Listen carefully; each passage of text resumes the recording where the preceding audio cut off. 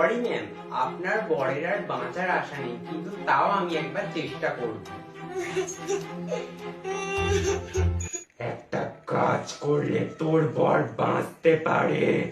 কি করে বলুন? তুই রাত 12টার সময় গিয়ে এই কাজটা করবি। এই নে, এইটা তোর দরকার পড়বে।